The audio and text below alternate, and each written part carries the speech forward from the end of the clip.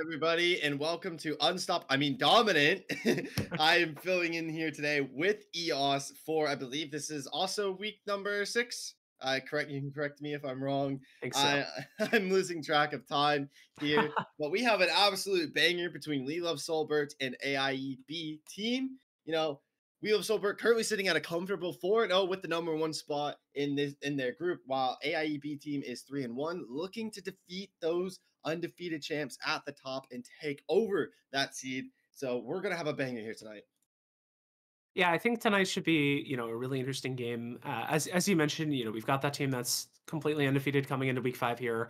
I believe there's only 2 more weeks of dominant left before they move into those playoffs. So, Solbert really trying to a lot more weeks. Question? I don't know. Anyway, Solbert really trying to prove to the rest of the competition here that they're undefeated. They want to keep that going. They want to be the champions, walking through the playoffs as the ones to beat, the ones to prove. We'll have to see if that holds up tonight, as this is probably the team that's going to give them the biggest run for their money.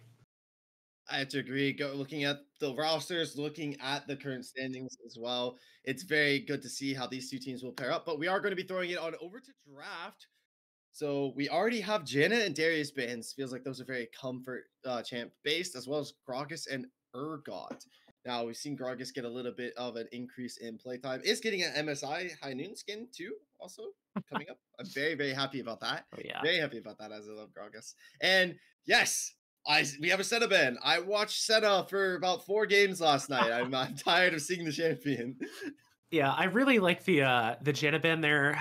Roaming supports right now are very, very strong. The meta seems to be just ditch your ADC and help your other lanes. So someone like Janna is able to get around the map pretty quickly. But what's it called? I mean, the blue B1 Smolder, if Red Side's not taking it off, that champ can be flexed into 3 different roles right now and perform at a very high capacity in any of them. It's the crucial flex pick in the game right now.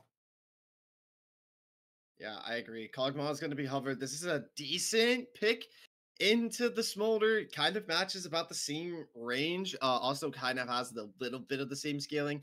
Not as strong as Smolder, obviously, but once gets 3 items, we know how devastating a Kog'Maw can be later into the game. With a support pick here, I would be interested to see something like Lulu paired with him. Usually we see Kog'Maw paired with Enchanters. Milio's not that bad. Proc that W down to give him a little bit of extra lethal tempo. I like to call it a little bit of extra range. Now, to be paired with the Smolder, it's going to be hard scaling, so I'm expecting something like Nautilus or something of that sort to be paired with him. Not really, just to peel for him so that he can live and stay alive in lane longer.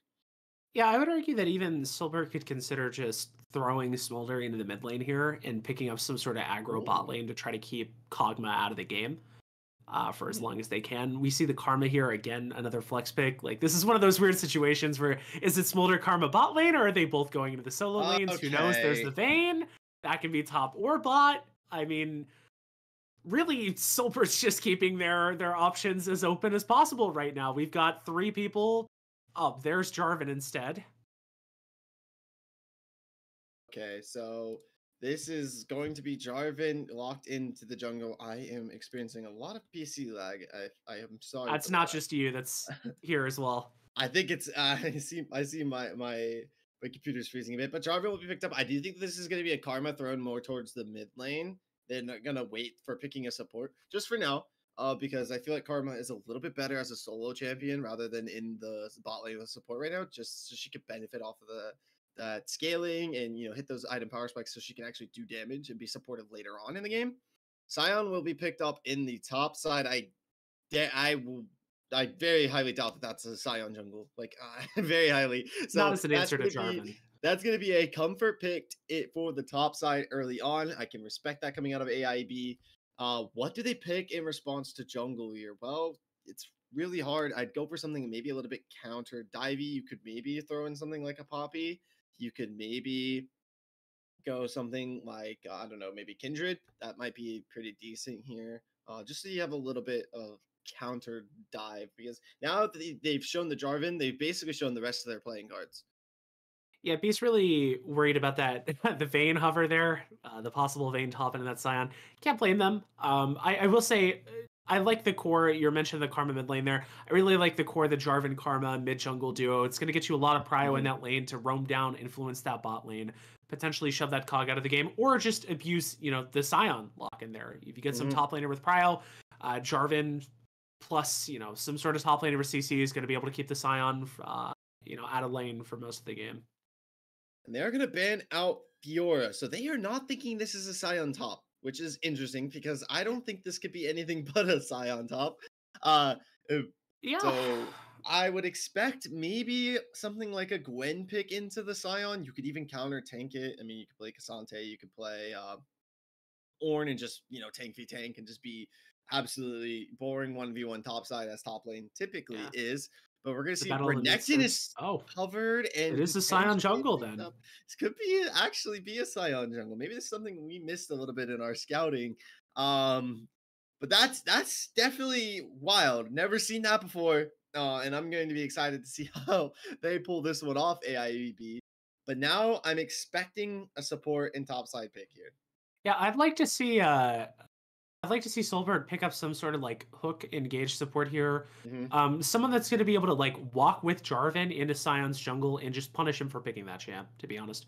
I think if Scion maybe is able to withstand solo invades from the Jarvan, but if he brings anyone else from his team there, I think he's just foregoing more or less all of his camps at that point.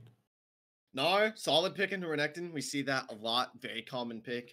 Both have about the same little bit of engage.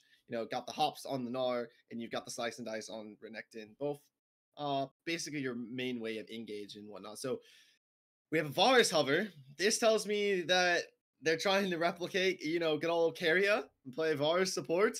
Uh, I'm it's thinking been this done might before. be Smolder towards the mid lane Varus Karma bot.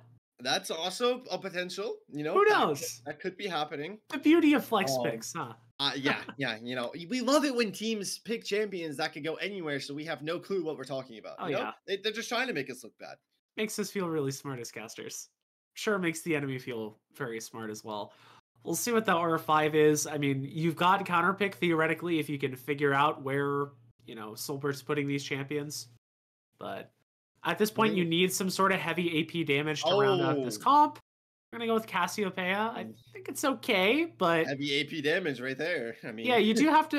If you're Cassio, you do have to worry a lot about the Jarvan Cataclysm mhm. basically taking your champion out of the fight. I mean, you can't kite if you're stuck in a tiny little cage. Yeah, I agree. You also have to worry about this mid jungle duo, whatever it may be, because if you get behind or like as Cassiopeia, it's going to be really hard for you to come back. But if you can get ahead very early on, you're going to be steamrolling that mid to late game. It's going to be really easy to team fight around, especially with a Saya Renekton front line. And speaking of front lines, the only real front line that we have on the side of Will Solbert is the Jarvan. And you can technically rely on the Gnar, but you're relying on him to time that Mega Gnar bar perfectly every single team fight. And when you have TP, you lose about 3 to 4 seconds of that Mega Gnar bar time. Yeah, it's going to be an interesting game to watch play out with some kind of non-traditional drafts here, but we will Mhm. just have to see how they do it. We're going to go over to a short intermission for now, but come on back after the break and we'll watch this game unfold.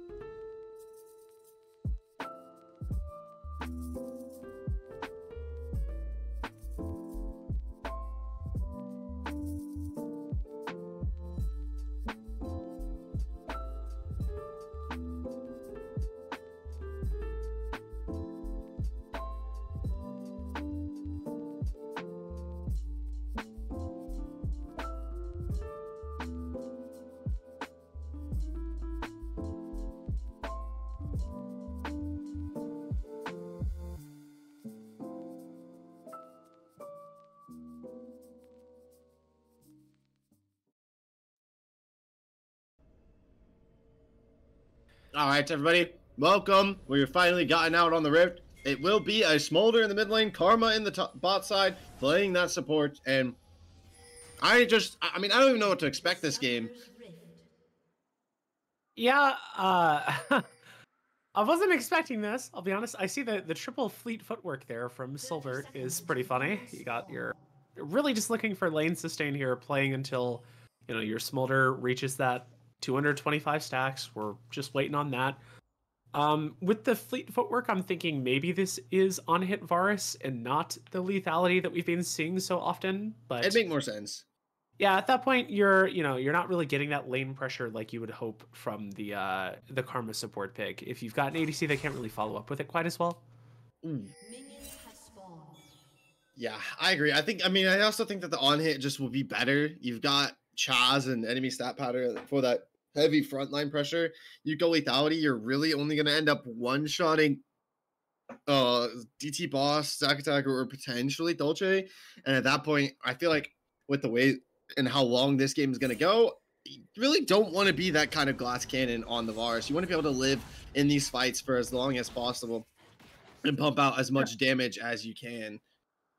I suppose that also just begs the question of whether, Silver's trying to play for the solo Smolder as the win con, or whether they want to have Varus as the fallback. Well, I mean, that never hurts to have two win cons. And hey, a useless ADC, he may not be your win con, but he'll certainly be your lose con. So, all right, and interesting enough to see here, we have Jackie Chan getting the Raptors start here and moving in essentially to enemy stat patterns, blue buff instantaneously, may be able to take the Gromp as well. That'd be an early level 3, could come in from behind with the new bot lane paths, could go for an early level 3 gank onto Dolce and Zack Attacker, but maybe not. We're going to see Helper land, so nice root onto the Cogmaw. That's a ton of damage, maybe forcing an early recall if possible, if this jungler can find a tower dive. Yeah, I mean, you've got the Jarvan right there. He should be level 3 off the Gromp. This could straight up just be a, minute 3 bot lane dive. I don't know that there's all that much that Cogmelia can do about it. They do have the heal, but I mean, he's just so chunked out. Jarvan will looks like call that off though and just walk towards his own bot side. Yeah, I kind of respect it. He's feeling like, with that Cogmaw passive online, it may not be just a one and done there, as Shaz is going to use the Slice and Ice to be able to get out off of that Mega Gnar huge boulder toss. And we see our crew currently has a lot of wave prio against the Renekton, something I definitely was kind of expecting early on, but once Renekton gets a couple items, he's going to have exponential wave clear. Enemy stat pattern trying to return something here as he walks into Jarvan's bot side. He does have mid-side prio, so if the Cassiopeia does want to roam to help, that is a possibility. But it's looking like he's not going to get anything in return. Unfortunately, his bot lane is stuck under their turret. We have another top side hitting level 4 Chaz, but the range from the Gnar is going to force that Renekton out.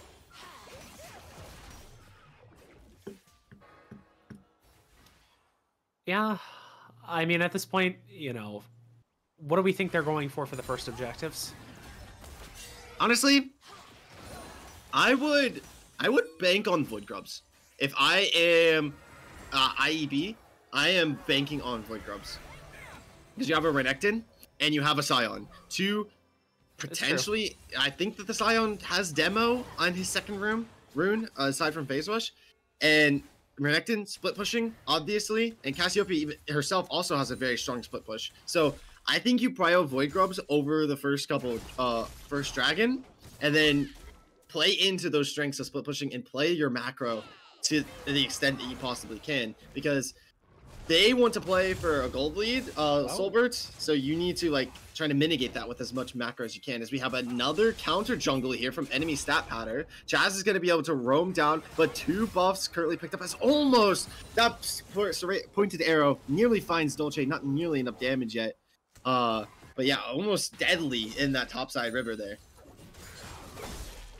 Yeah, to your point about wanting grubs, there's also definitely Ocean Drake is not known to be the most valuable of the Drakes. So I think either team would be fine with trading that away in order to get the little bit more tower damage there.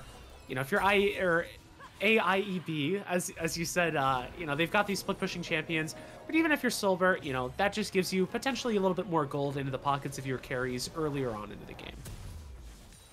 Yeah, I agree. So we're going to see who can fight for this. I think the split pushing potential isn't necessarily there for Soulbirds as strong as it is for AIB. So they might prioritize this first Ocean Dragon with a Karma on your team as well. May potentially be building some healing-ish items off of, you know, heal and shield based items. It could be okay. As well as potentially we'll see us under Sky being built for Jackie Chan on the Jarvan. So the Ocean Dragon, while it's only going to be an individual, so it's not that useful, might be okay. As we see Alpha roams up into the mid lane, forcing the flash out of Cassiopeia. Ignite was committed as well as the Smolder ultimate, but not nearly enough ticks of damage to be able to find that first blood. And now we see those objectives being traded out with Snaphatter grabbing the grubs and Soulbirds taking the first dragon. Yeah, it's just the classic handshake here of the first objectives. So that, you know, that begs the question with two teams here that have pretty solid scaling. When is this first kill even going to come onto the board? 10 minutes? 15 minutes? Is anyone going to make a play? We'll see. If anything, I'm going to predict it to be either in this top side or in this bot side. As we see, they're fighting exponentially. Dominance is online, but Chaz has yet to use it. Maybe waiting out the Gnar bar, close to building that one up. And is going to have that Gnar ultimate too. Jackie Chan forced to smite that as Zac attacker ends the enemy stat pattern. And Dolce all roaming up to deny him, but he's able to get that Grump and flash out over the wall. Chaz re-engaging. Does proc the Dominance, gets the stun off, and there it is! First blood in the top side. Yeah, and that's really bad for this Gnar pick here, who is now going to probably... Yeah, he is definitely going to lose a wave and a half without the TP. You're down at this point, probably 20 farm after that wave gets picked up. As a champion who's really designed to be winning this lane. Yeah, we see 3v3 potentially coming out here in this bot side.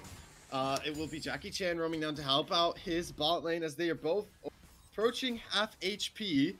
Little bit of a CS lead though for Soulbird, so you will 100% take that if you're this bot side. Stat pattern is pushing this. Very interestingly, maybe they want to go for an in-lane tower dive, soaking up a little bit of his bot lane's XP. That's a very interesting play there. He is going to have to eventually back off, and the waves will be shoving back out in favor of Soulbird. I think he was worried about Soulbird setting up a freeze there. He was just trying to intimidate them with his presence, get them to back off the wave. Scion is very intimidating, yes.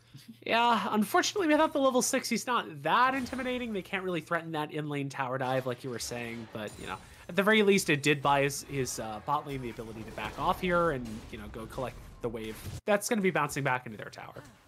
Speaking of waves and gold here, we have CS leads across the board on multiple sides. The Renekton, as I mentioned, needed to get at least a component to be able to have a wave lead, as the chains are going to be committed onto the Milio here. Does not have the ultimate in order to negate that. The pointed arrow nearly finds Dolce. Not nearly enough damage, though. We have a mid-side gank onto DT Boss. Does have the Cataclysm online. Will now finally commit it. DT Boss should fall here. No level 6 out of stat powder to be able to trade out. And finally, off of an auto, Bodkill cleans up that one. It takes so long without that smolder damage. But this was kind of what we were getting at with the draft earlier of the Cassio pick. While, yes, it is heavy AP damage, unfortunately is trying to play into one of the easiest... Wow, okay, just a clean arrow there to kill the Kog'Maw. But the Cassio is unfortunately having to play into one of the hardest matchups for her, which is the Jarvan, right? She just got stuck in that cage without flash. She couldn't get out, and even Smolder's pitiful damage at this early in the game is able to take her down when she's stuck in place. Agree. We're gonna have another Void Grubs online, and Stat Powder is already positioned towards that topside jungle. Chaz is pushing out the wave, so they have objective prioritization here. And now DT Boss is back in base, should be pushing this under the mid lane tower, so they should pick up the 6 free Void Grub stacks. Well, 6 Void Grub stacks for free here, as we see it's Chaz getting a little bit of an invade on the enemy jungler. Is going to spot that he has recalling, and they are not going to be positioned for those grubs just yet.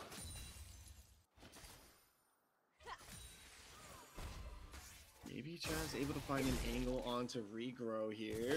Not really able to just yet. Has to respond to the wave push at least. Yeah, I mean, this is... I still think both teams are progressing towards what they want out of this game. Like you said, AIEB should be able to very easily pick up these grubs. Although Jarvan is topside right now, I still don't think they've got a strong enough top mid core with the Gnar and the Smolder both kind of losing lane here. It's going to be hard to contest that topside objective, so I think they're just going to want to handshake out this Drake.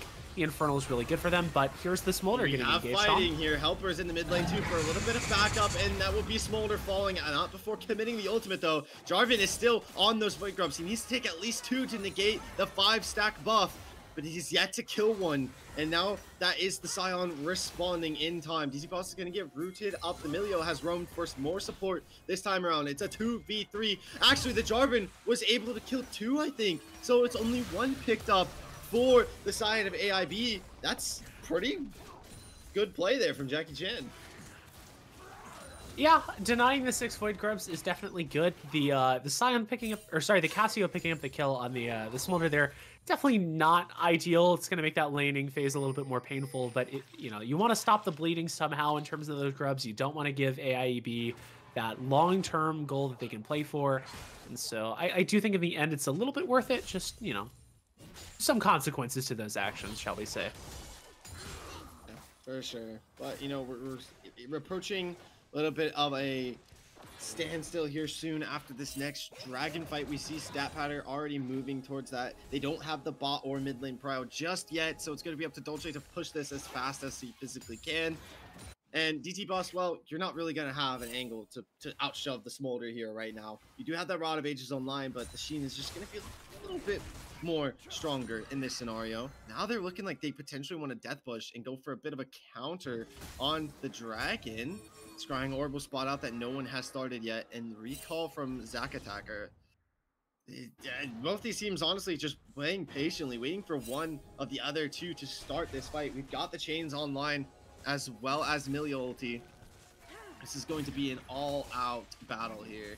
Dragon has already been started up by Jackie Chan. I believe he's in that pit hitting it. I'm not entirely sure about that. He's 4 members out now.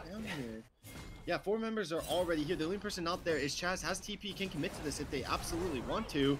And that was a huge heal up coming from Milio to negate most of that Smolder damage. And now the chains are going to be committed onto the Cassiopeia. Smolder comes down 2 DPT boss. You're already at half HP. And it's a TP in from Chaz. It's a double knockup from that Scion ultimate, but gets rooted up in the meantime. And Zack Attack is forced to flash away as he has no HP, but the dragon has already been stolen. And it's a double kill off of one pointed arrow from Solbert, looking for a triple kill, is able to find another one, and Chaz in the backside is going to find boat kill onto the Smolder. The Cataclysm gets flashed away from Dolce on that Kog'Maw. Flash forward is Chaz to be able to trade out at least one for his team. So AIB, you get the dragon, you lose 2, but was it worth it? Yeah, I think that's definitely worth it for Solbert there. To weigh in my 2 cents, I mean, the Infernal Drake obviously would have been very great for your comp here. But at the same time, your Varus now has Bork and is going to be able to snowball this game very, very easily. Or sorry, he had Bork before the fight, I think. But still, 3-kill Varus with all of these tower plates that he's managed to pick up. This guy's going to be a force to be reckoned with. It is definitely going to be able to buy a lot of time in the mid-game for this Smolder to come online. Unfortunately, though, you do have a very, well, useless Gnar that's about to get solo killed by the Renekton there. So we'll have to get some tank items on that guy before this game's really looking stable. Yeah, probably going to build into the Infinity Edge at least, and then build into some tank items a bit after that. But who knows? We'll see. Strikebreaker has been picked up for the Renekton already. Chazzy putting in work on this Renekton throughout this game. But like you mentioned, Bork on Varus is nothing to shy away from. That champion with Bork is absolutely disgusting, and I'm sure we're going to see it coming online here soon. No objectives really worth fighting for. The Riftfield has already been started by Stat Patter.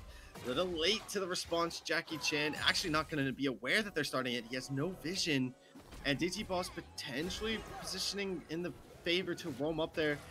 Jackie Chan's not going to be able to stop this take. Yeah, once again, I think it's hard to really get any of these these top side objectives when you have the Gnar that's constantly shoved under turret. You have the Smolder that isn't really quite able to clear as fast as the Cassio.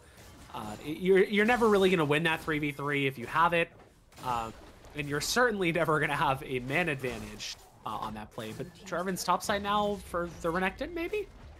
I decides to back off at the turret and falling. Riftherald will be spawned up in the mid lane, giving a little bit more gold to this Cassiopeia.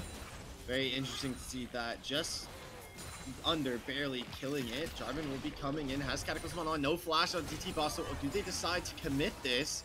It's not looking like they want to fight just yet. Mega Gnar's coming down, but the bar will be running out very soon. That bot side turret has fallen. You see Helper going forward, wants to find the kills, but the movement speed off of Milio is just a little bit too much. Yeah, we should look at this Renekton as a massive point of interest for AIB there. A lot of gold getting that first turret, managing to take it away from the Varus was very big for their team.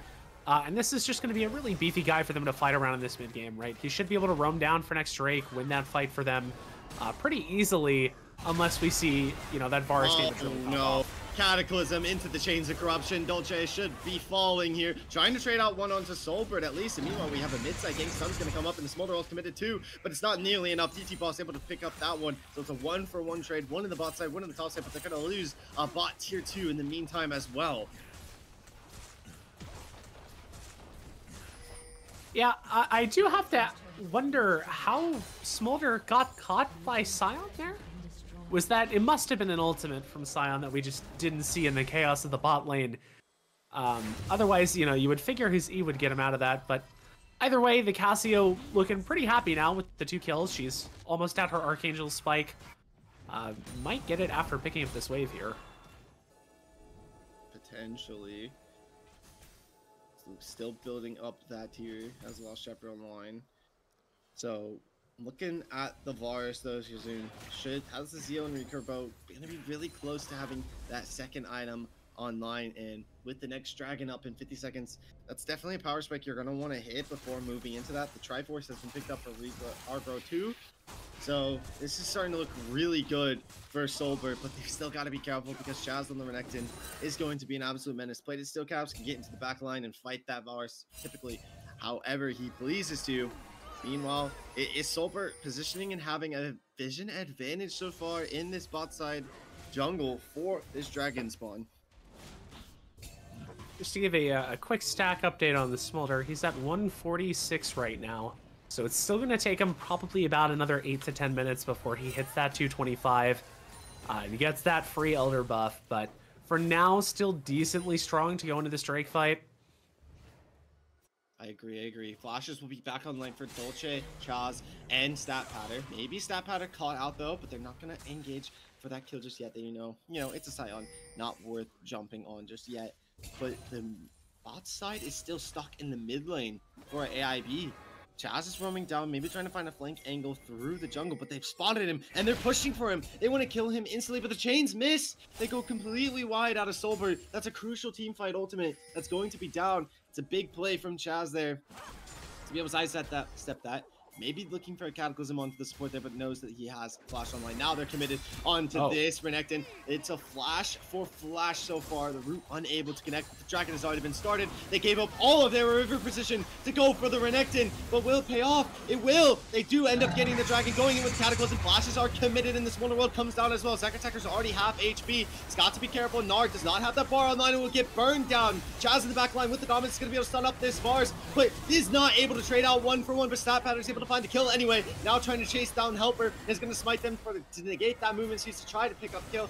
Is barely going to be able to find that knockup, and the kill should go over to DT Boss. So the Dragon pick up and 3 kills for the side of the AIB. Yeah, that was very well played from Chaz there to draw that aggro of Solbert, kind of just completely baiting in that entire team to almost forget about the Dragon in favor of hunting the Crocodile instead. A kill that, while they do manage to pick up towards the end of it, lost virtually their entire team's lives and also the objective, so really the kind of target priority you would hope.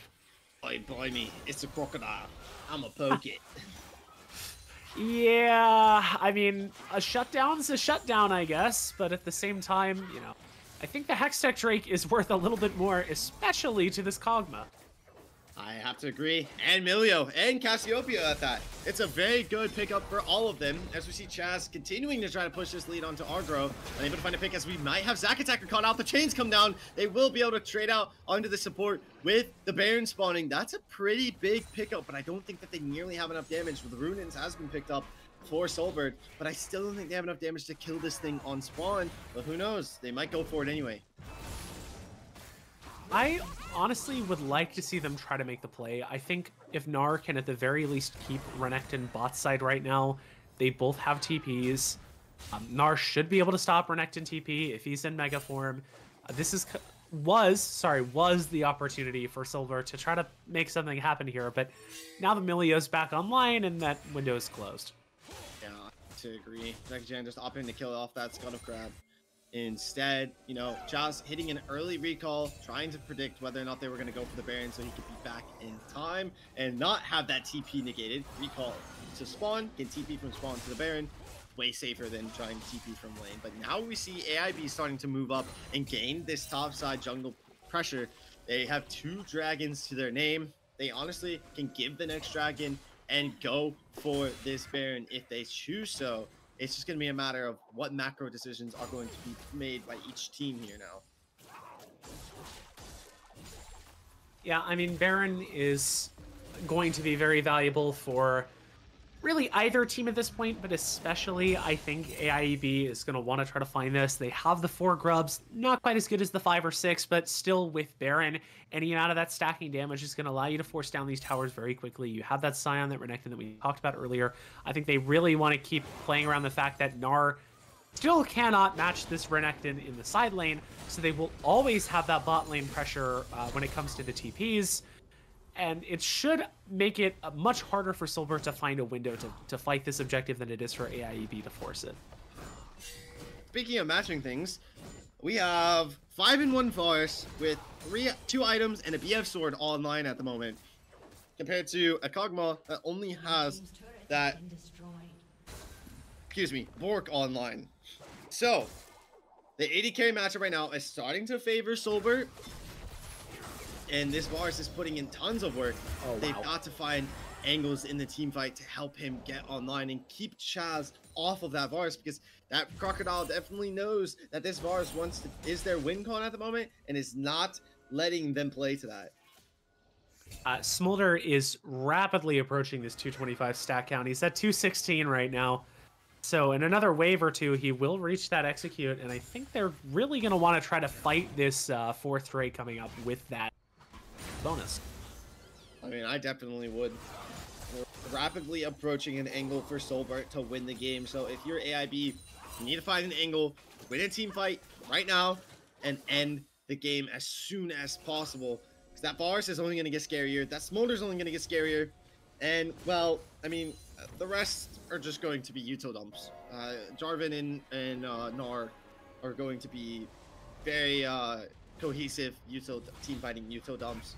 Your main carries are going to be the Smolder and Varus later on. But this dragon is up in 10 seconds.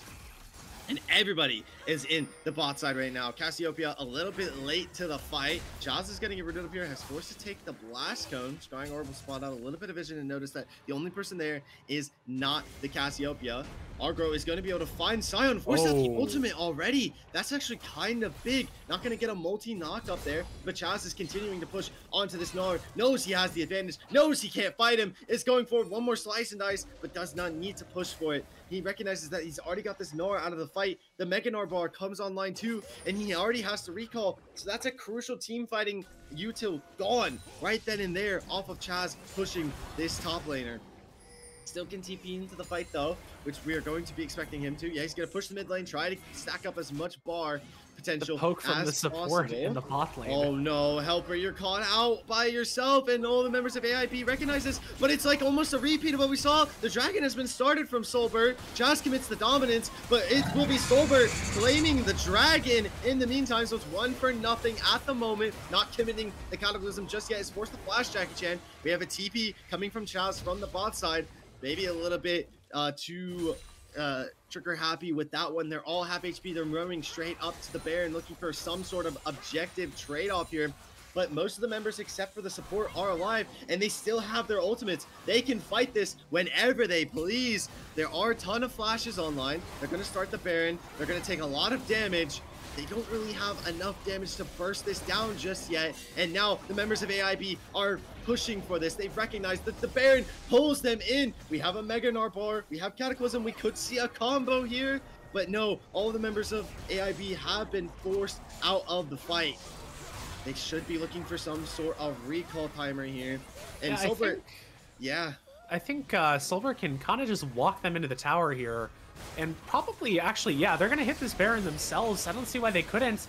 I agree. If AIEB starts to walk down here, the chains are about to come off cooldown. You've got the Smolder stacks.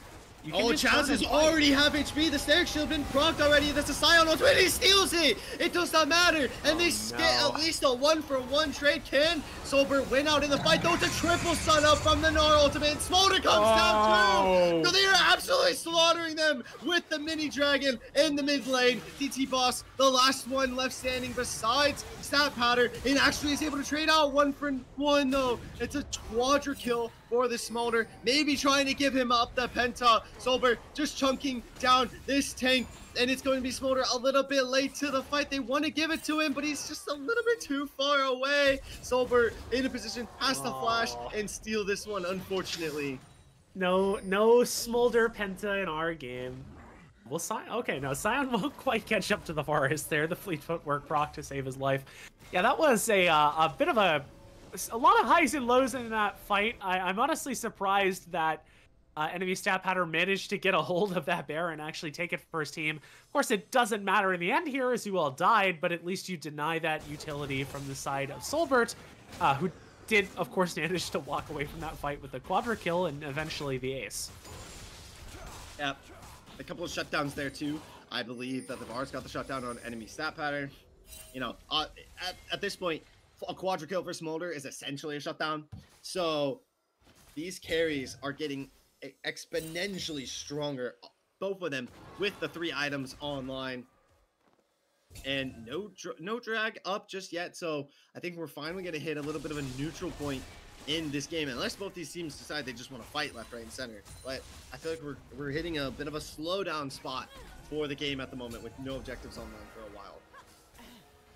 Yeah, we see the Frozen Heart on the Scions, the Randuins on the Renekton. They are really trying to make sure this Varus cannot just free hit their tanks and melt them to death, but unfortunately that does not really do anything against the true damage from the Smolder. Yeah, no, I 100% agree with you. As we have a Scion ult committed, the chains are going to come down onto the Renekton. Does get the dominance off in time. That's a huge static shield procced immediately, but the fight is looking like it's turning in favor of AIB. They are able to clean sweep that 80 carry. That's a huge shutdown going over to Chaz on this Renekton. Not somebody you definitely want to give that shutdown over to. We still have about a minute 24 before that objective. So, you know, you get a kill there if you're AIB, and you realistically don't have to do anything else at the moment. I'd really like to see Solberg try to force something here. I mean, AIB just blew a lot of cooldowns. And yes, they killed one of your carries, but you do still have the Smolder. They don't really have the tools to deal with him. But AIB will recognize that and pull out now. So that window is lost. What I would like to see is this Varus make a pivot into Jock Show or some sort of team items. I would really Don't like remind to see me. that. I would really like to see him make a pivot into Jock Show, maybe even the Maw of Malmortius or the Wit's End, and just get some tankiness on you. You've already got your 3 heavy damage doing tank items.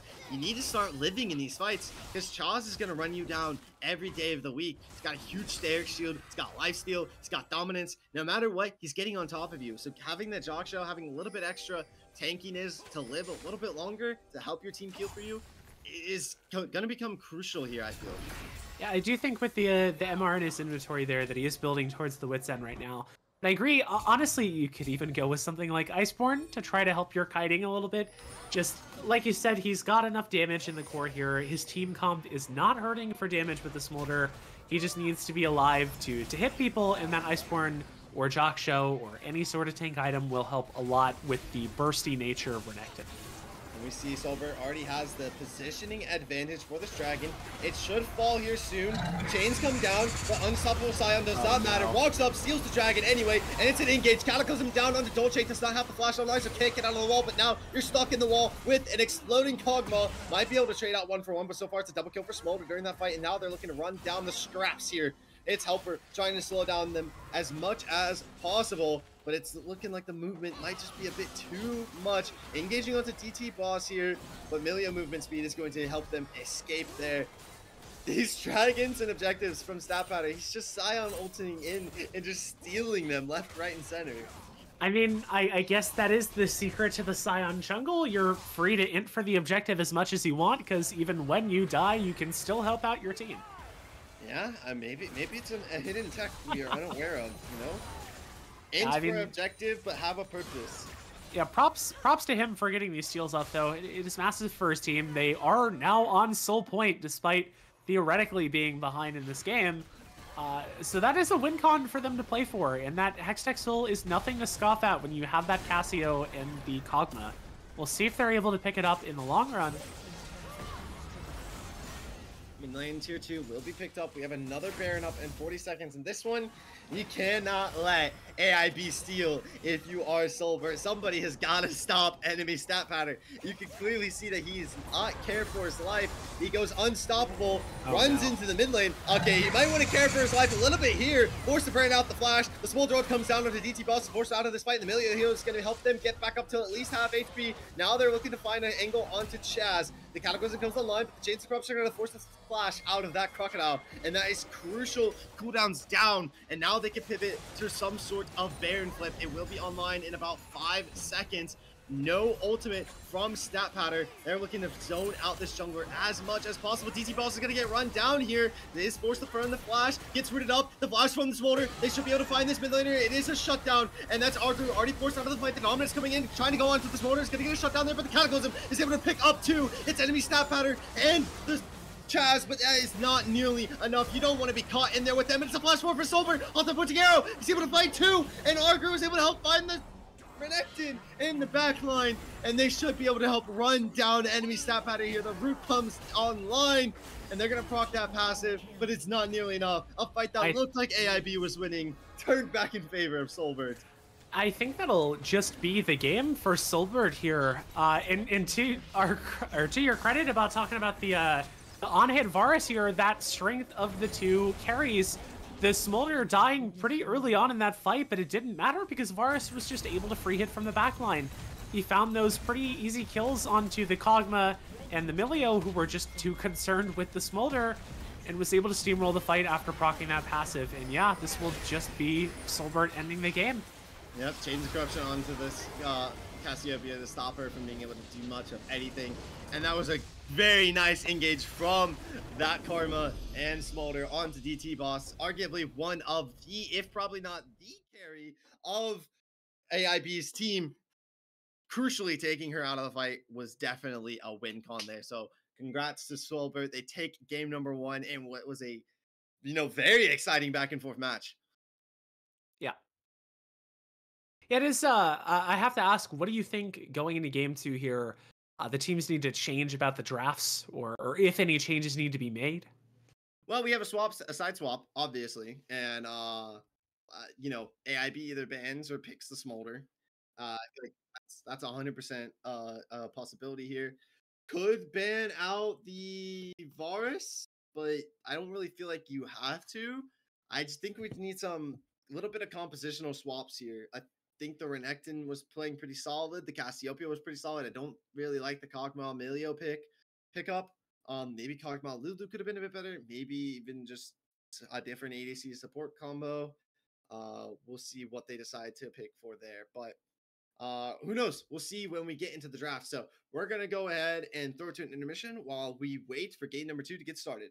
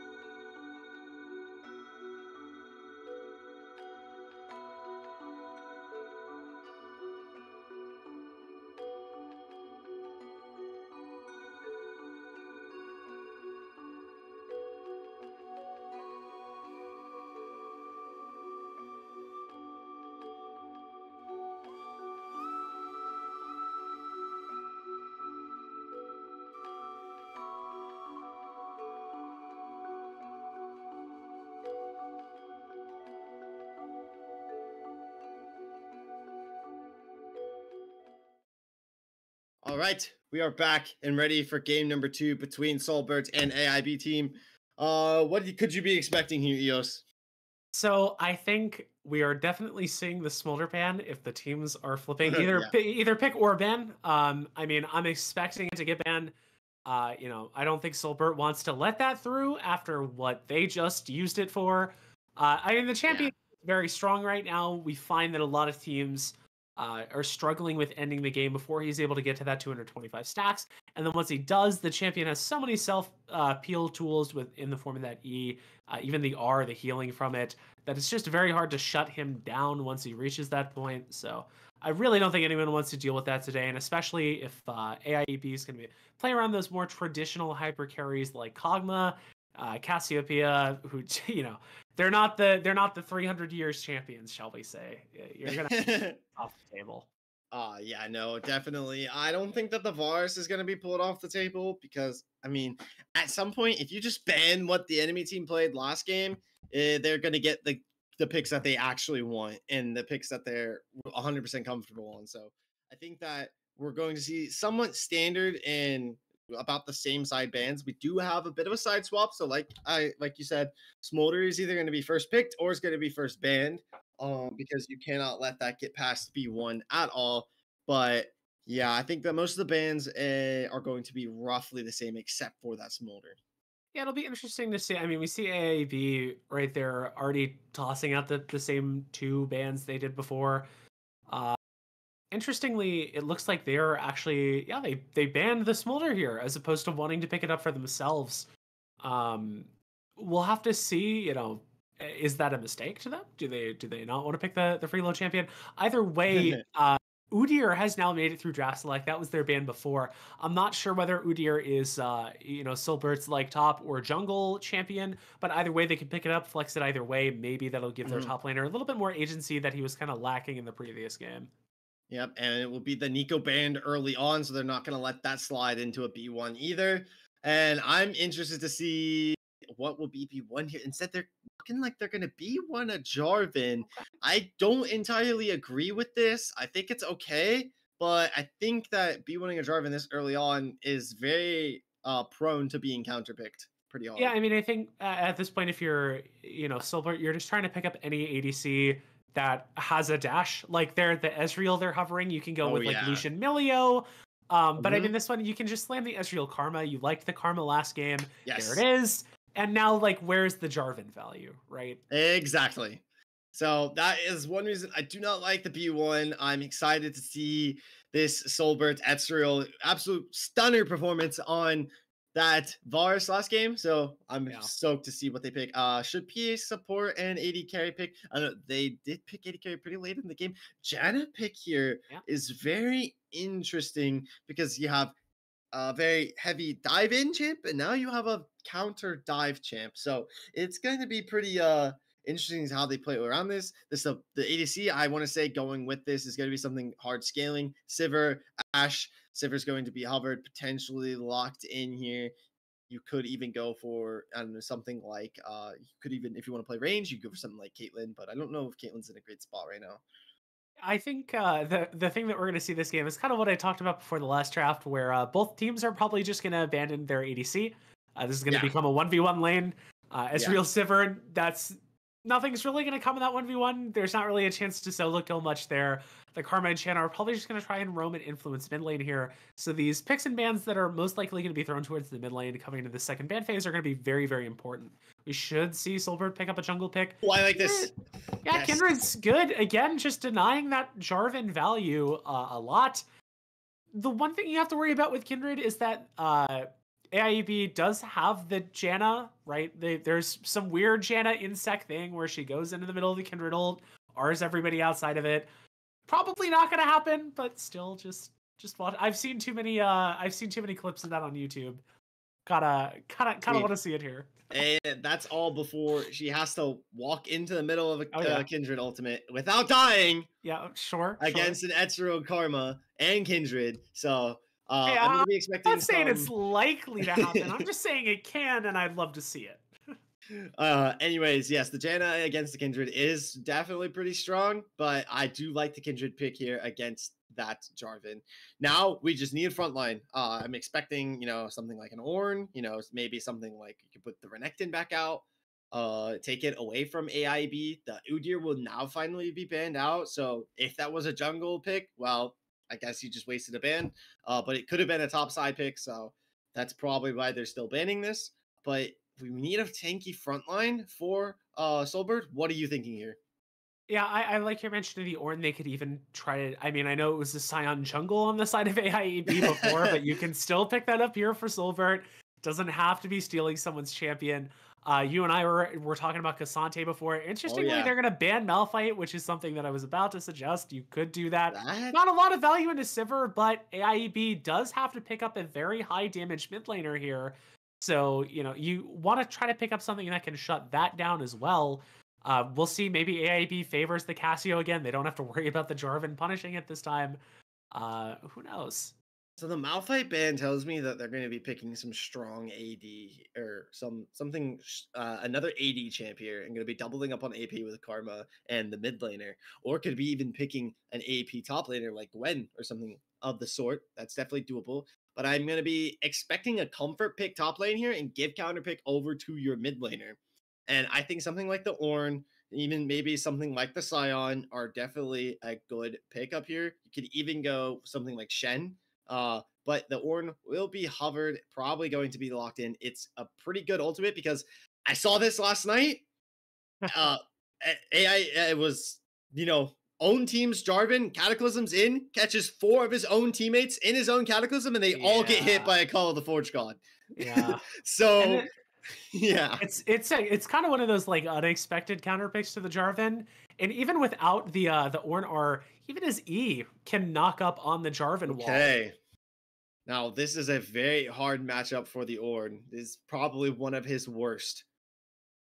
Yeah, it's going to be a little bit rough for him. However, at this point, you have a very strong team fighting comp in Mhm. AIEB there. And yes, you do have to make sure Fiora can't run the game through the side lane. But we saw Solbert play really well around the team fights last game, so I don't think they're really too concerned with AIEB's intentions of side laning. Oriana, Syndra, Way, which way do you want to go with this mid lane? It is going to be the Syndra. And now, honestly, I think AIB has fallen into a trap. They say the Ornn pick, they pick a very heavy counter pick in the Fiora. Now you're stuck with 4 squishies and a Right, split pusher. So right. you have no frontline pressure. Etril and Kindred are going to have a field day poking you down. And yep, there's an Oh, Acel. I don't think there's anything else you should pick here because you literally just win the game at 30 minutes because all of these squishies get one shot by Falling Star plus Ezreal plus, Ornn sitting there tanking all the damage. There's little to no poke on the side of AIB, and there's a ton of poke for Solbert, and you have no front line to tank it. This game, if Solbert plays properly, should be a quick, easy dub.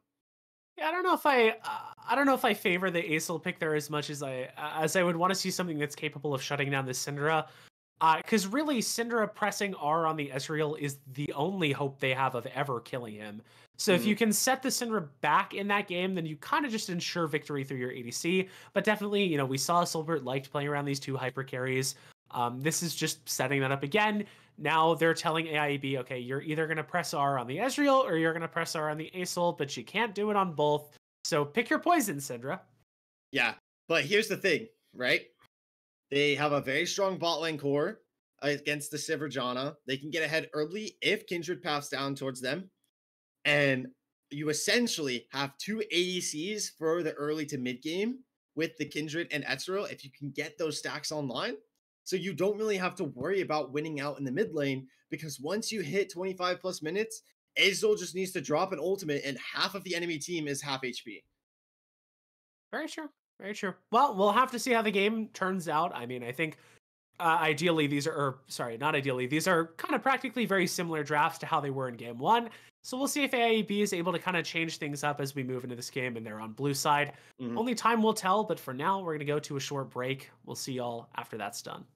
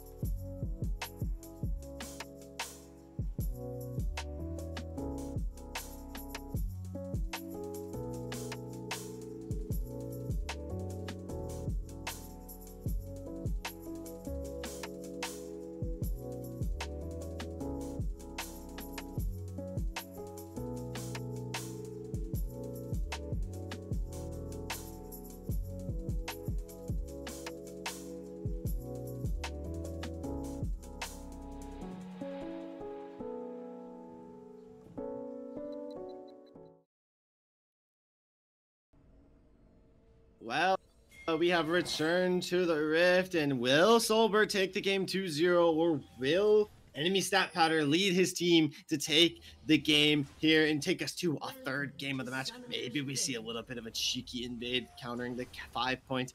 Maybe they're actually just going to stack in the bot side to deny some sort of, easy vision, maybe? This is a bit of an interesting strat. I'm not really sure. I think an invade here is fine, but you're probably wanting to go through topside. It's a lot easier to catch out the Ornn than it is to catch out this Ezreal. Although I suppose if you force him to start E, that's valuable for you too. Now, as a Janna player, I have to root for AIB playing Janna. Okay. But I also want to see Solberg win because I think their draft is better. But I will sit here in silence and root for the Janna because Janna is my arguably second favorite champion in the game. Sorry, I had to put her below Aphelios. Yeah, I'm gonna have to go ahead and toss my coin in here and root for the Solberg draft. I just don't like Sivir. I don't think Sivir's ever a useful champion. Love Sivir. I think when you pick her, you just kind of sacrifice all damage and most utility to just wave clear slightly better than other ADCs. Nah. And I just don't really think that's worth it. You never had a fight with Sivir where you just proc W and it bounces off of everybody and you just kill everybody and you come out of the game with 30k damage. Just insane. No, unfortunately, I can't say I have had that happen, but that could also just be a skill issue on my part. I mean, you're probably better at the game than me, unfortunately. But we see Chaz going up against Agro, this Fiora into the Ornn. As we said in the draft, it's a very difficult matchup for the Ornn. But, Ornn can come out on top. It's not impossible. It's definitely possible. Do not underestimate Ornn damage.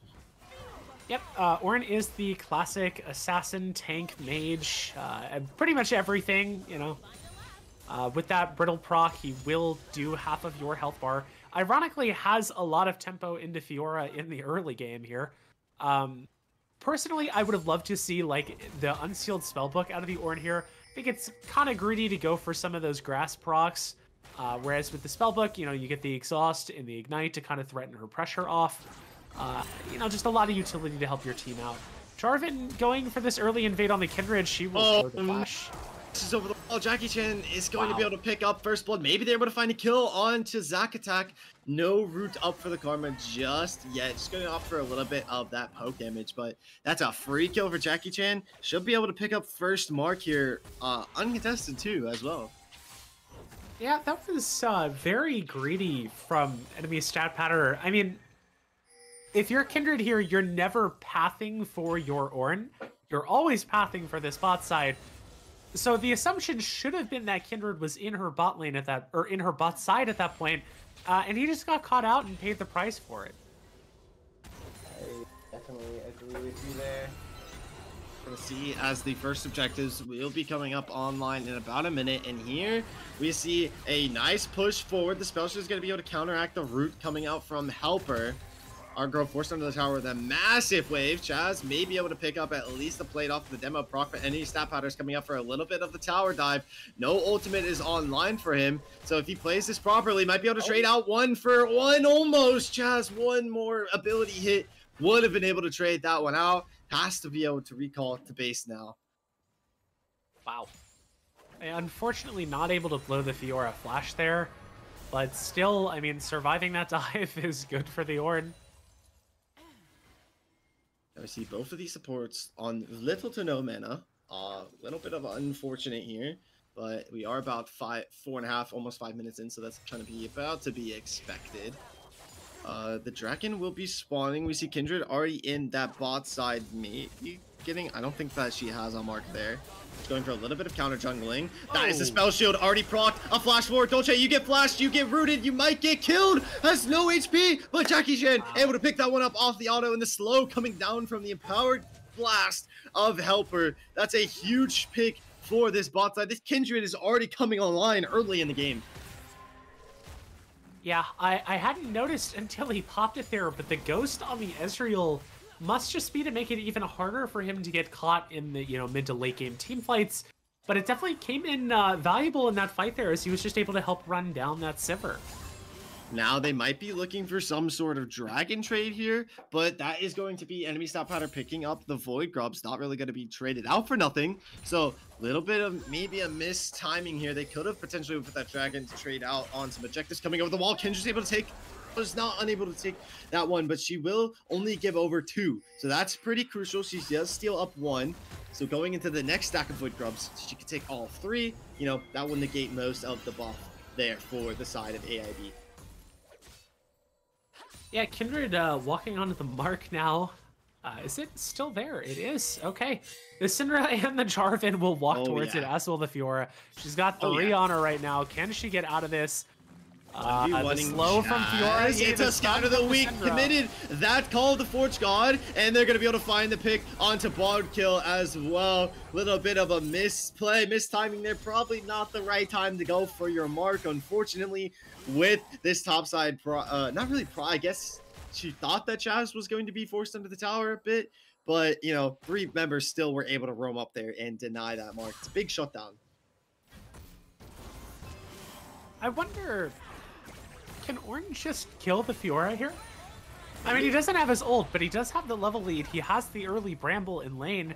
It's hard for Fiora to hit him right now without, ironically, taking more damage. If Argo had the ultimate still, I think that they can go for it. It's a huge back cancel on DT boss there. It's going to give them a little bit more prio going into this dragon fight. Yeah, I definitely think Silver still wants to fight for this Drake, but it's gonna be a little bit hard with your karma that low. I suppose the Syndra is even lower and is a more valuable target. They should be able to pick this up, but we'll have to see if enemy stat pattern is as good at stealing objectives on the Jarvan as he was on the Scion. Yeah, not really having that ability to kind of feed in with your ultimate this time around. But now they're going to be feeding into the enemy jungler. Jackie Chan putting pressure onto enemy stat pattern, maybe trying to pick up onto this red buff. It's going to get tornadoed and knocked up in the process. What I'm really worried about is this A-Soul roaming around. He's already down in lane, has been killed in comparative to his opponent that has 1 kill in the Lost Chapter online. So it's got to be really careful about where they can roam to, because they don't want to lose out on too many resources. A 10k gold lead versus 1 kill is going to be about even in the lane there. And both these teams want to start the objectives. Zack Attack's going to be forced to flash over the wall in order to live. And Jackie Chan is absolutely crushing enemy stat pattern. Nearly finds the kill. Trying to suck in these players. Is Bald Kill is roam down, but they got to be careful because the Fiora is flanking on the other side of that wall. It's a big scatter of the week onto the jungler. There's a huge Sivir toss up. And it's going to force that immortality field down. No Janna ult to combo this one, and Helper is going to get the kill, and the stat pattern is traded out 1 for 1. The jungler has fallen. Jackie Chan, 10 seconds till respawn, cannot start this dragon. So both junglers were traded out during that fight. Helper maybe trying to cancel it back here. Is going to cancel too, but might trade his life for it. 300 gold into the pocket of Chaz. Maybe Solver can find this one more Q. Maybe the True Shot Barrage does not have it online though. So that's, I believe, another kill for the Fiora there. Not looking good, especially when you have a weak side top side. Yeah, interestingly, during the entirety of that, Ornn was just free hitting the tower. A little bit strange that we didn't see him path down at all, but I suppose it would have taken too long. He would have just been walking down to hit the mid turret instead. So he just trades out a couple of his teammates' lives in a play that's pretty even gold-wise for them. And he's able to, you know, get that tower hit down. Have another mid-side gank here. On to DT boss. Can't pick up the kill just yet. One more wolf bite. Not really able to find it. And that is going to be the mid laner out of the fight with no TP, though. That should open up a little bit of Dragon Prio. And that's Argo coming in. They call the Force God. Will it get parried? It does, barely in time. And he's trying to find a kill into Chaz to swing the favor back in. That would have been a really good gold pickup for him. Yeah, this is kind of the weird thing about that Ornn Fiora matchup. It is a hard matchup for Ornn, but once you get that Bramble Vest, it's hard for Fiora to actually trade onto you. Oh no. She takes so much damage there. Oh no, Helper. Hit. Helper, you're gonna need some help. I don't really know what you were doing there. Gets a flash over the wall, put the flag and drag into the Cataclysm. They're just gonna be able to pick up this one for free, but Zack Attack should get traded out. The True Shot Barrage, it misses, and so does the Q. He has the flash sword, and he gets tornadoed. It's the left, right, and center misplay from the Ezreal. Well, there's your Channa value. You like the champion, that's why. I don't even. That's not even a Janna thing. He just missed his abilities. Yeah, you're not wrong.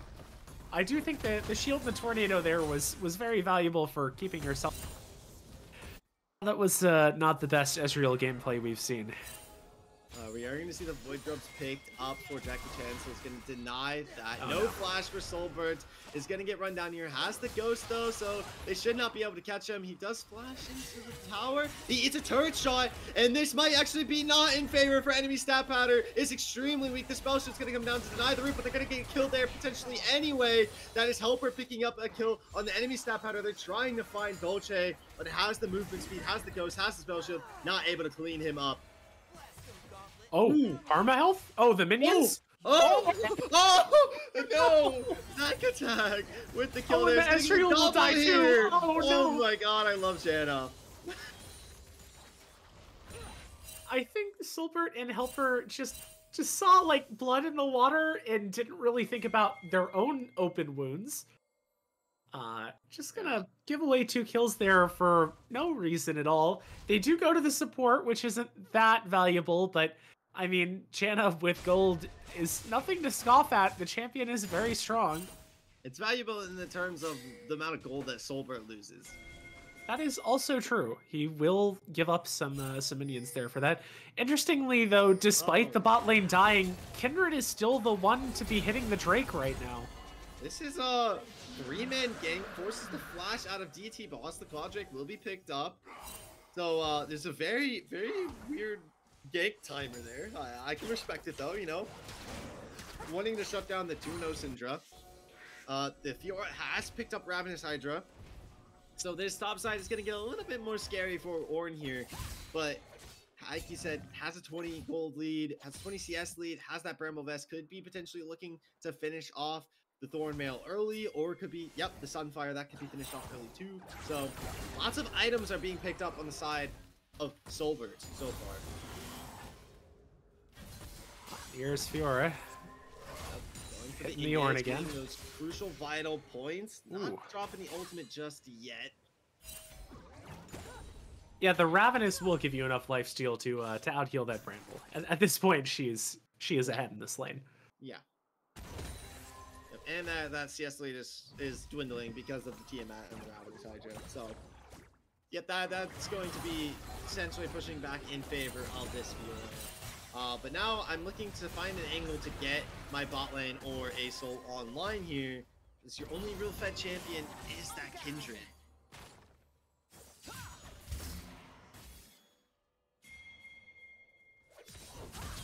Kindred pinging to come topside here. Fiora has no parry. They have an angle. Oh, there's the flash out of Bodkill into the Cataclysm is perfectly well played. Bodkill should fall here to enemy stat pattern. The Unleashed Power was committed there too. Interestingly enough, Chaz should potentially fall here. Kindred gonna be able to pick up that one. Does get parried though, but does not matter. That's a shutdown in favor of the Kindred. Soulbert left alone to his own accord to the bot side, but it's fine because he is an Ezreal. And now we see that a little bit of time just dwindling down. Oh no, Helper, you might be caught out here again in this top side. You are going to get smited, and here comes Zack attack. Yeah, Helper mistiming the roam timings and getting caught out is being detrimental to the Silver team. Yeah, he is not playing very respectfully to AI EV. At some point, you have to realize that, well, yes, you are a Karma, and your champion is able to get away with a lot. You are still a support, and you are not going to be able to fight off 3 members of the enemy team. No. Especially not when you're behind. No, definitely not. Thunder Sky picked up for the Jarvan so far, and now it's kind of feeling like a battle of the junglers. Jarvan is getting his respective allies online and pushing their advantages as much as possible, especially in the mid lane, whereas Kindred is really kind of only able to get herself online at the moment, and it's slowly but surely proving to be somewhat of a problem, as the static shift will be picked up for Sivir in the bot side, so that's going to allow her to close out these waves and hit these item power spikes a little bit faster than the Ezreal, unless you can find some kills. Speaking of not again, Helper is quarter HP already, forced the flash over the wall, goes over the wall to Soulbert, so he was able to get out of his life that time, but it was very scary. Yeah, losing that flash as well. Also, you're level 6 at 15 minutes. Sure, the Janna's only level 7, but Karma is a champion that does value that XP a lot. All of your abilities are very useful. You don't want to be behind in levels like this. See a little bit of a topside scuffle here. The parry's already going to be used. You got to be careful, Argro, because that Jarvan is in the area. It's an Unleashed Power Tornado combo onto that Aurelian Soul, but not able to find the kill just yet. Flashing forward is Jackie Chan, maybe trying to trade out 1-for-1, but there's already a quarter of HP. He needs to try and find something here. Posh the Immortality Guild, trying to trade out something, but can't find realistically anything. The Cataclysm will be forced to, but dashing over the wall, Jackie Chan, his team is coming in the nick of time, but is able to flash out that suck, and enemy stat pattern gets away with murder this game. Honestly, putting on a clinic compared to the Scion play last time. Yeah, I'm noticing a common trend here among Silver Team is flashing for kills, forgetting that Janna has a shield. Yeah. We've invested a lot of utility on the kills that we don't get, and Helper's just dead again. Yeah. Helper gets smited, gets Sivir auto. Dolce, they're able to clean up that one, and now they're looking to turn on to this Asol who has no flash. Sulfur has roamed up for a little bit of support assistance. This game's already 11-5. Your support, meanwhile, it may be a support, already has 5 deaths. I think we might need to put a dog collar on this guy. This game is looking really rough for Solbert. Really rough. That's the rare tail should be picked up for free here from Stat Pattern. Well, I mean, if there's ever a draft that can come back from a deficit, it should be Asol Kindred Ezreal. Yeah. Those Ornn items will be coming online within the next 10 or so minutes. Fiora going to be committing the ultimate onto the Kindred, trying to get those vitals up, and it's a huge scatter of the week. That Syndra damage is massive. Helps out this top laner in living. Helper has roamed up. Zacatek's going to be there, so it's a 3v3 now. It's a massive knockup, trying to get a kill onto Chaz. Chaz is able to parry it, and the Janna shield. They find absolutely nothing, and now you're caught out, Arcro. You're on your own, the Unleashed Power. Not enough damage to kill off and execute that tank, but it is enough to force them out of a fight. The peel, the disengage, the regroup is there for this AIB team. It's not going to be... Zacatek with the ultimate pushes them away with the tornado. God, I love this support champion. Yeah, I mean, we're seeing it. It's even when Silver's team can find some decent angles here, they just can't actually get anything, be it Fiora parry at the perfect time, or Syndra scatter the weak, or Janna ultimate. There's just, like, there's too many tools to peel off of their comp, and not enough damage from Solbert right now. And, you know, you mentioned a team comp that can come back from this is AIB, or Solbert's team comp. I'm starting to feel like there's an angle where they might not be able to. You know, you got to get that Kindred online for 3 items. Ornn is going to be a scaling tank. Asol infinitely scales. Ezreal will eventually fall off no matter how far ahead he can potentially get. But you have a Sivir on the enemy team who will just infinite farm into 6 items and will be a menace. And then you also have this Syndra that is yet to die. Also yet to build Dark Seal, which is a little bit interesting. But she's yet to die and is also stacking up stacks. And is going to do arguably a lot more burst damage than this Asol can. If, like you mentioned, they can get that Unleashed Power down, she could potentially one-shot the Asol before he can get any of his abilities offline. Yeah, I think she's about to pick up the Storm Surge too, which is just going to give her a lot of point-and-click potential. Run away! There's half of Karma's health bar gone again. We're not getting a lot of value out of this pick this game. Run away, Helper. Just run away. Alright, Fiora split pushing. Chaz able to find that turret into the top side. It's not the first one of the game, as I believe Argro was able to pick up that one on the respective top laner. 4 minutes nearly till the next dragon, but we will have a Baron up in 20 seconds. And it's Solbert kind of positioned around it at the moment. We see Jarvan prepping for a lane gank here against an Ezreal with Cataclysm. I don't really know if you're going to get that one off, but they have killed off the bot tower, so that's probably what he was aiming for. As Jackie Chan's going to come to the top side to help shut down Chaz, is going to be able to find that one. Did commit the Fiora ultimate to that to try and live off the battle procs, but was unable to. But that's a huge pickup. Yeah, unfortunately, the pick is good, but it's not really coming at a time where they're able to convert anything off of it. You're certainly not going for Baron right now, and Drake is way too far away.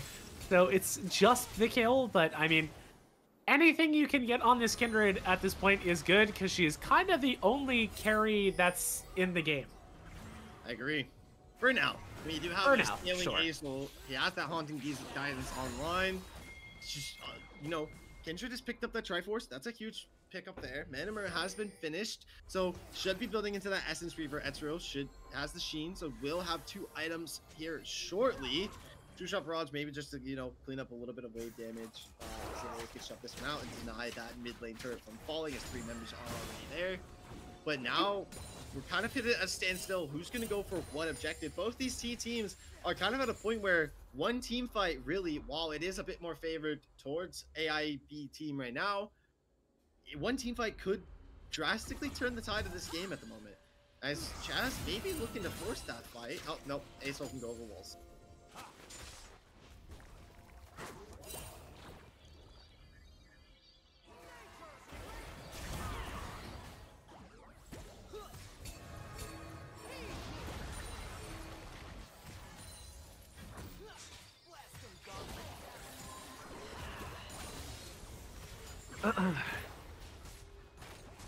Yeah, I think I hadn't noticed. No, this isn't a cloud, or this shouldn't be a mountain soul. I think weirdly the button in the top left is the button in the top left is off. Yeah, Chemtech soul, arguably the most useless soul in the game. A bit unfortunate. So it's just kind of going to come down to the natural scalings of the team here. I mean, I don't think anyone's going to complain about getting a soul, but in terms of the value that it gives, this is probably the least valuable one. Oh, did we forget we had Herald? Yeah, probably just running out of time there. That one should be, yep, you can drive it, so it's going to be drifting through the mid lane, drifting it. That turret will fall. Recognizes it's woo! Yep, turret will fall. That's a pretty okay Rift Herald, I guess. I'm assuming it was running out of time. You definitely wanted to save that before the dragon spawn. But you will get mid lane prio here off that. So now the question is, will you how to play going into this next dragon?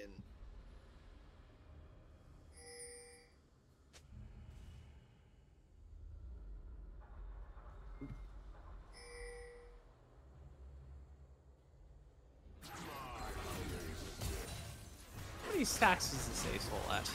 I mean, there's not really so much of a hard cutoff like there is with Smolder, but I mean, 213 is pretty solid. How many marks is the Kindred at?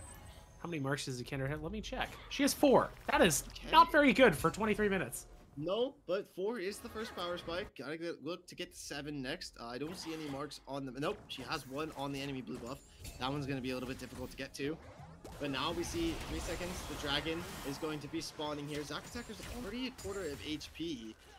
So this is the fight where I think we're going to see the front line of Solbert start to come online, and we see the poke damage start to chip away at AIB's team. But, Snap Pattern could go for an engage before he lets that even happen. TP's going to be coming in as Argu is looking, or not Argu, it's going to be Vodkill looking to come into the fight. The Call of Force God already committed. That's a huge team fight ultimately gone, but that's a massive True Shot Barrage. Zack Attacker is already weak. Maybe has to commit the heal or ultimate soon to be able to live during this fight. Chaz trying to find a little bit of a flank angle, but is going to be spotted out by Vodkill and forced away. Dragon already down to 5k HP. He's looking, he has the flag on the dragon looking for the steal, but he's not going to get it. The Captain Drake will be picked up into double cataclysm, but it goes over the wall. Is Solbert with the flash on that Ezreal, and now you've got the objective. You could just run away. You don't need to die.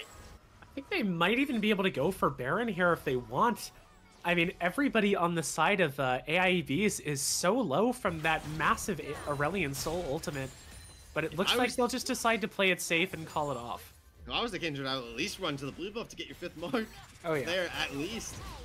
Gotta get those coming online. That's a massive damage done straight to DT Boss as they TP in. That's huge there. It's gonna be a little bit slow to recover.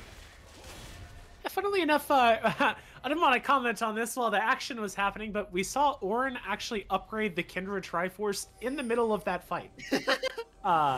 Which, I mean, you'll take any stats you can get while it's going on. It's the most useful thing he can be doing, then it is, but he will now finally build out his own Chak Show to get his own upgraded item.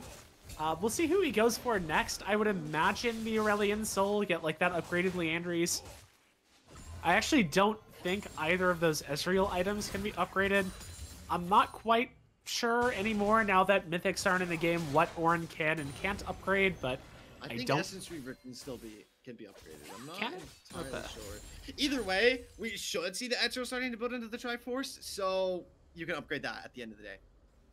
Sure. Yeah, I think... I don't know. Where do you think these teams have to go to try to win out this game now? What do you think the 2 win cons are? Chaz has got to win through their mid laner. He's got that Void Gem online. We'll soon have the Void Staff. Sivir, you know, keep leaving her to her own accords. She keeps farming pretty great. Just keeping up with the Ezreal. Soon to have that 3rd item online. So does the Ezreal, though. So you've got to play around fighting with your mid laner. And realistically, you just have to kind of deny objectives. But you also have to start winning some fights here. Because Solver could potentially hit 3 ADC items before Dolce does, and you've got an infinite stacking Aesol on the other side. So I want to see them start to push their Syndra lead a lot more than we are currently seeing, and that's where I think we're going to see AIB start to win out. As we see bot kill, you don't fight Fioras, man. I don't know what game we're playing here, but that's a Fiora. You know, she wants the 1v1 game. Yeah, I'm the kind of late flash there. I think he was already out by that point. Oh, the flash force out Jackie Chan. They're going to smite him for a little bit extra movement speed. He's going to force the immortality field, but nobody is really there to help you live. Can't go over the wall. Gets stunned up from the scout of the week. And now, you know, like I said, wanted to see them force the Syndra. They forced a fight onto Jackie Chan, who overextended in the jungle by himself. They could go for a start on this Baron. They don't really have the damage, though, because no 3 items on Syndra, and Sivir just only has 2 items online that aren't that damage doing. So it's going to be a slow, but definitely doable take for them. Jackie Chan will not be at the fight, and they're eating damage. So this could be a turnaround, and a 3v2. Call the Forge got committed. It's going to be able to land a double knockup. DT Boss is weak. It's a triple knockup there. Goes unstoppable. Trying to find a pick onto the mid laner. It's a shutdown onto the jungler at least. Chaz with a perfectly timed TP comes in. Dolce with him is able to find a pick onto that tank. Flash out of helper is going to be able to potentially retreat. Forces a flash up the wall out of Dolce. Trying to run them down, but he might have juked him. He absolutely has juked him. Chaz burns the flash there too. So multiple members of that side of AIB are forcing flashes just to try to get kills there. Solbert is going to, you know, get parried there, but Kindred's there for the little bit of the retreat. It's a double kill. It's huge shutdowns for both of those members. So a little bit of a overheat there if I was AIB. Yeah, I think Chaz just didn't realize the Kindred had respawned at that point and made it back to mid lane. I think either way, it's a little bit greedy to go for that because it's hard as if you were to get on top of that Ezreal. But I mean, at that point, you know, he just made the play of his lifetime in that jungle, and he was like, he wanted to go for more. I can't fault him for that. I understand it. Yep, 400 gold shutdown on that Ezreal now, which I believe he picked up the shutdown on the Fiora. So if we can get a gold check, I think he should be close to finishing off that Triforce.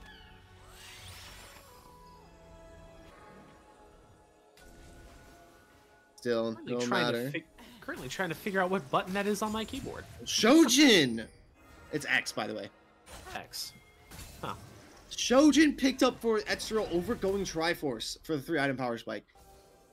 I don't know if I like this. I don't know if it's the meta. But I feel like just getting that Triforce is just better, no? So they are going to upgrade that spear. Is he able to build the Triforce? Isn't it exclusive? It might be, actually. I don't know if Essence Reaver and Triforce are exclusive to one. Well, they're both Sheen items. I don't know if you're allowed to build multiple.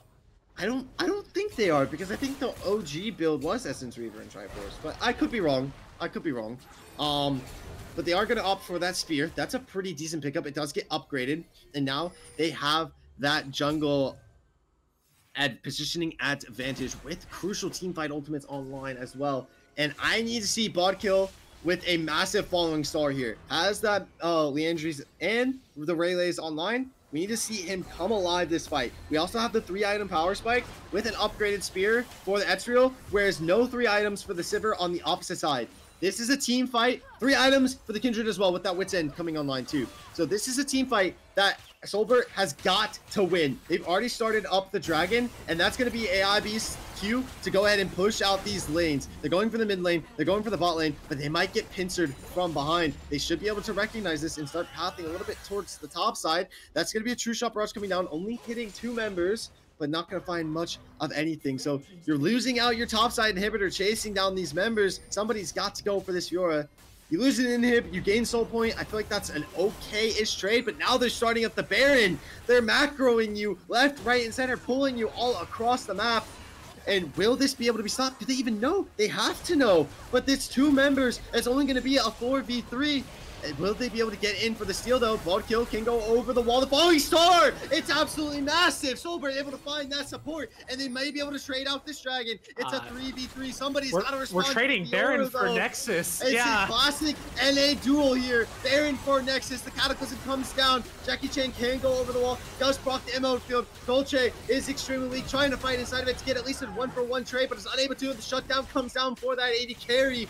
Do they have the HP bars to kill this, though? Jackie Chan, you're extremely weak. Can they get it before he dies? It's at only about 5k, and, you know, we've seen enemy stop patterns steal things before. Unable to come in and steal it this time. So you lost an inhibitor in the Nexus turn for a couple kills in the Baron. I don't know if that's worth it. And the trade.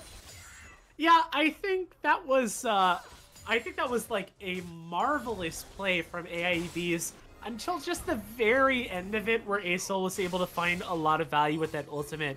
But I mean, really, I think it was props to them for recognizing, again, like we talked about, that Chemtech Soul is not all that useful, and Solbert's not even on Soul Point, or they weren't at that point, now they are. So you're willing to give that Drake to pick up all of that map value and potentially the Baron. It did fall, but still the play was good, and I think they're in a fine position right now, to be honest. I think that the Chemtech Soul pickup, ooh, that's a lot of damage on the second attack. I think that the Chemtech Soul pickup won't be that bad for Solbert, though, because it does give you a bit of damage resistance, and having that Ornn online, it's going to be pretty decent for him, comparatively to where, you know, AIB doesn't have really much of a tanky frontline. So I think that the Soul pickup won't be horrible for Solbert. We'll see later on into the game, but it's really hard to trade off losing most of your base for those 2 objectives. Speaking of which, has Kindred gotten any upgrade on the marks yet? Is she still at 4? Yeah, she is still at 4. Okay, yeah. Now that is really bad. Yeah, it is a 33-minute game. Yes. I'd also like to point out we upgraded Karma Malignance before Aurelian Soul item. That is true. I'm sure Maybe about that. Ornn like missed the ult recast. Oh. Yeah, that's a little unfortunate, but the shutdown does go over to Kindred. Maybe they feel like that the ASOL is not at a point where you can get 2-2 online yet. I'd like to have seen an upgrade on that Leandries, though. I think that's definitely could have been a little crucial there. I would also like to point out that Fiora was not marked. We are still at 4. Yeah, I know. It was the Kronks that were marked. Well, she didn't have the player mark on the Fiora. Oh yeah, player mark is on Jarvan. Yeah, I don't. I mean, I guess at this point, I don't even know how much value the marks are gonna get you. But still, it is Kindred. You do want those. I'd like to see you at least get to 7, so that you can have a power spike. At least how little it may be. A power spike is a power spike.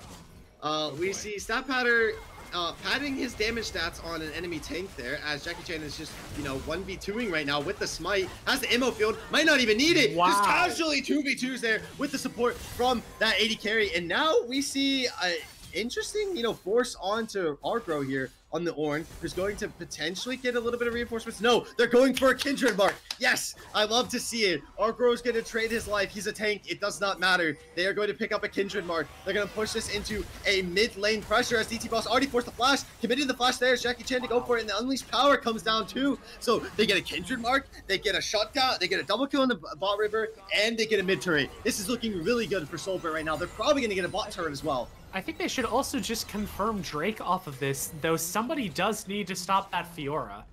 I think that they're just going to kill this Jarvan with the heavy bush Wookiees. Yep, not able to find him. He's going to be able to blast cone away. Bot kill will be there to be able to potentially stop this Fiora, as she does, you know, 1v2 hit, 1v1 him very easily. The Falling Star does come down. She does get the shutdown though. Has a little bit of a healing plant there too. But the dragon has been started. It's already at 5k. They're going to be slowed up coming in. It will fall, so they have picked up the soul, but somebody has still got to respond to this Fiora. And I believe, honestly, if I'm AIB, I run at them at the dragon pit there. Yes, like your Fiora. Yes, exactly. I run at them at the dragon pit there. I have Cataclysm. I can stop them all from backing, even force out some flashes, and you can get another Nexus turret off that. I think that's a huge macro misplay there from AIB. Yeah, that is the soul going over to Solbert. No pun intended there. But at the end of the day, like, who on your team is going to deal with this Fiora? Like, we've seen her, at this point, solo kill the Aurelion Soul under a turret twice. I'm sure the Ornn can't stop her. Are you sending Ezreal? Does he even do enough damage to her? It's got to be numbers. You've got to send numbers. Yeah, she's just getting a lot of value in the side lane here. We're seeing, like, AIEBs play towards Chaz as this win con.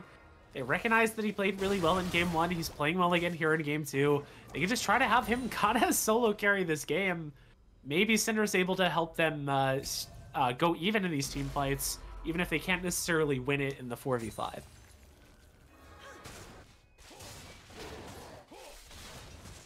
Gonna come to a little bit of a standstill here in the game. Hey, we've got upgraded ASOL item now. Woo! That is true. Hopefully we can see potentially a pivot towards the end. How many ASOL stacks are we sitting at? Let me check real quick. We are at 396. Okay, that's okay. Although Fiora is going to... not Fiora. Well, yeah, Fiora is just going to absolutely put away Argo here. Exposing your last vital is an interesting play there against the Fiora. The death cap is what I'm trying to say. Will be online for the Syndra soon, and that is going to be a huge power spike. I think this does just give AIEBs the Baron, as well as you need the Ezreal and the Kindred here to try to stop this Fiora. She will still probably pick up this inhib. Oh, no, Quite. No, not yet. They don't have too much. It is dying ever so slowly, but dying. They should have this Baron for free. It will go uncontested. Maybe the Karma Q. Oh my, that was close. No smite online. It was definitely possible. Helper trying to make up for the early game there. Now we're starting to approach the point that I don't like about Ezreal. 6-1, 700 gold bounty, has about 4 or 5 items online, is nearly essentially is full built, but can't really do anything. Yeah, I mean, the problem that Ezreal's experiencing right now is that he does a lot of sustained damage, and Fiora unfortunately bought Ravenous Hydra. So she is healing, more or less out-healing the Ezreal's damage here, and if she does manage to get on top of him, he just dies immediately. And you have a Jarvan with a Sundered Sky, Cataclysm, Tenacity Smite, and a Knight's Vow. So he is going to be healing. It's a very interesting Jarvan build there. I have not seen that honestly, before. I get it. It makes sense, yeah, but I just have not seen it. You built enemy your stat core. pattern is cooking today, huh? I think that the Fellwinters is a little interesting. Yeah. But you built your core, you got Random Winds, you've got Sundered Sky, and maybe would have liked to have seen like a Spear of Shojin there instead of Fellwinter, and then build into the tank items. Knight's Vow makes a lot of sense. You have a lot of carries on your team with Syndra, Fiora, and Sivir. So Knight's Vow makes a lot of sense. It's a very strong item. Oh no, Helper. Oh no, Helper. Not again, Helper. No, Helper goes over the wall. Chaz already used that parry. It's a huge falling star into a nice knock up. They're able to find Dolce, but that doesn't really do anything. Now they're trying to run down this Fiora. You've taken away one Baron buff. It is going to be Stat Pattern trying to push to help that Fiora, but she's most likely going to be dead. She's in the bush, man. She's in the bush.